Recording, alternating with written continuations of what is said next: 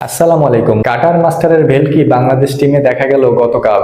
দিল্লি ক্যাপিটালসে কি আজকে ম্যাচে দেখা যাবে কাটার মাস্টারকে? মুস্তাফিজুর রহমান একদিনের মাথায় কি দুইটা ম্যাচ খেলে ফেলবে? দেখুন, গতকাল মুস্তাফিজুর রহমান কি দুর্দান্ত পারফরমেন্স দেখালো আরব আমিরাতের বিপক্ষে। তার দুর্দান্ত বোলিং এ আরব আমিরাত একবার কোন আশা হয়ে গিয়েছিল এবং আইপিএল এ ডাক পাওয়ার পর থেকে মনে হয় যেন তার ভিতরে আরো একটা কনফিডেন্স চলে এসেছে এবং সেই কনফিডেন্স লেভেলটা এত হাই ছিল যে তার বোলিং এ দেখেই বোঝা যাচ্ছিল যে লাইন লেন্থ কি সুন্দর তার বুকলি, কি সুন্দর তার আর্মার বলগুলো। এবং মুস্তাফিজুর রহমান কিন্তু অলরেডি দিল্লির প্লেন ধরেছেন এবং দিল্লির আজকের যে ম্যাচটা হওয়ার কথা সেই ম্যাচটা কিন্তু তার কিন্তু খেলারও কথা, একাদশে কিন্তু কারো কথা, কারণ দিল্লিতে কিন্তু মিচেল স্টার্ক নাই এবং মিচেল স্টার্কের অভাবটা দিল্লি কিন্তু মুস্তাফিজকে দিয়েই কাটানোর চেষ্টা করবেন। এবং মুস্তাফিজ যে রকম ফর্মে আছেন তারা চাবে না যে মুস্তাফিজকে বসিয়ে রেখে অন্য কাউকে নামাতে, কারণ মুস্তাফিজ 3 ম্যাচের জন্য এনওসি পেয়েছেন এবং দিল্লিরও ম্যাচ আছে 3টা।